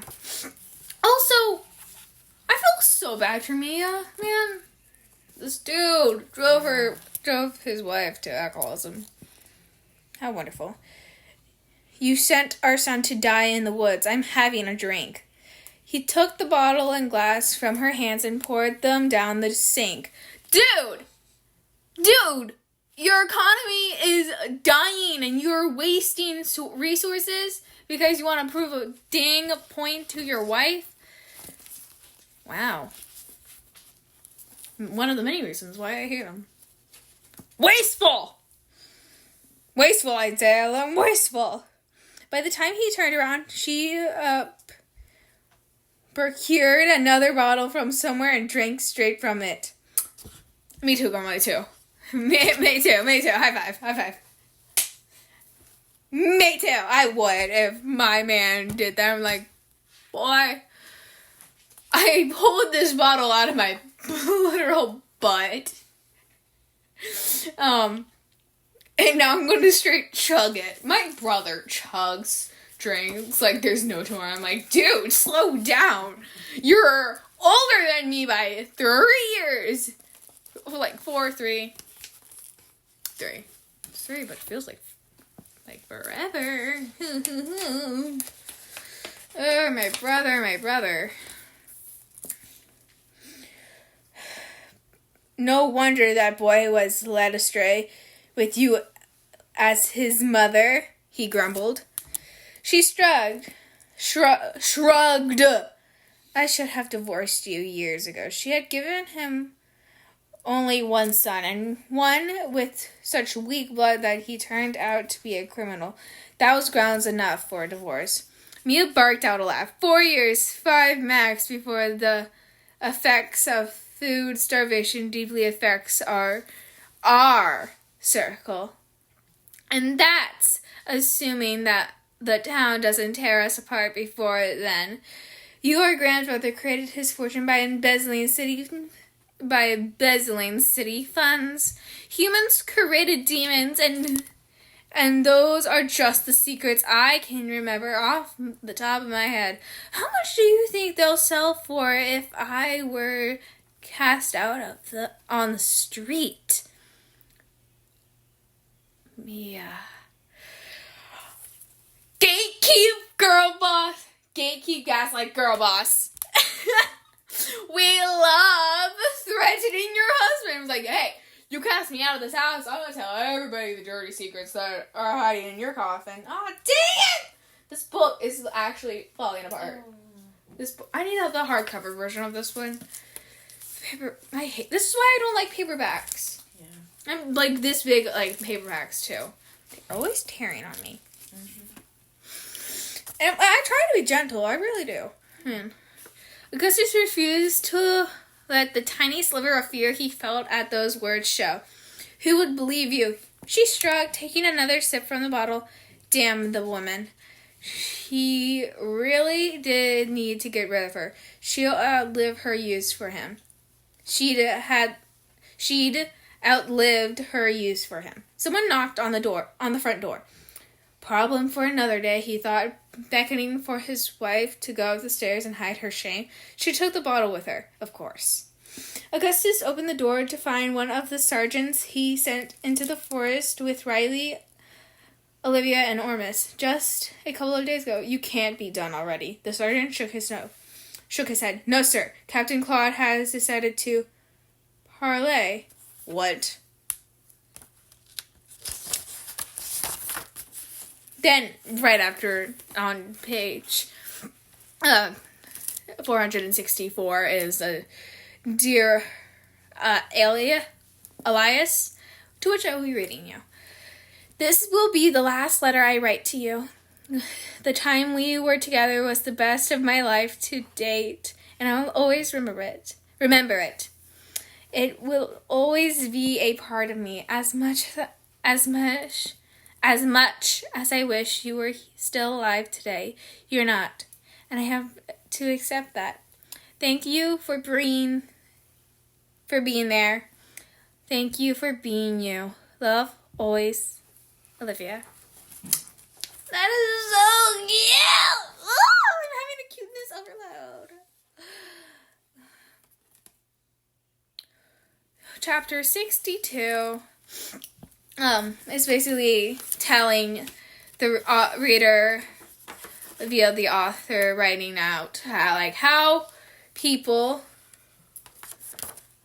wrote, like how when a person dies instead of like how that's handled, funeral, such, and they are giving him Mikta a very peaceful, and such a heartfelt,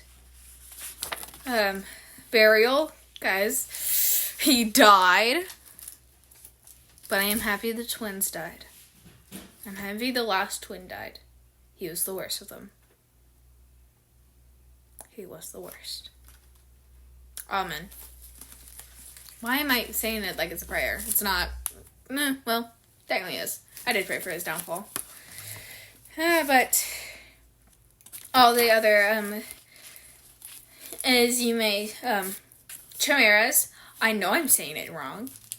I know I am. Don't correct me in the comments. You tried to, and I will cast evil hex spell on you. But yeah, that is the end of the book. And how many pages there are? There are. One moment, let me check. 62 chapters and 468 pages. That is the end of the book. Of course, I didn't read it, but I will read you the little author note, about author about for C.M. Alonje. Graduated from Hamlin University with a double bachelor's in history and social justice. She lives in an apartment with her in the Twin Cities area, where she protects her furniture from her roommate's two evil cats. Citadel is her first full-length novel. She had also written an epic fantasy novella series called the Black Wing series. And if you go onto YouTube and type C.M. Alonje, she does have a YouTube account and a TikTok, and that's all I can remember. But, yeah. Well, I'm gonna go enjoy the video series. Bye.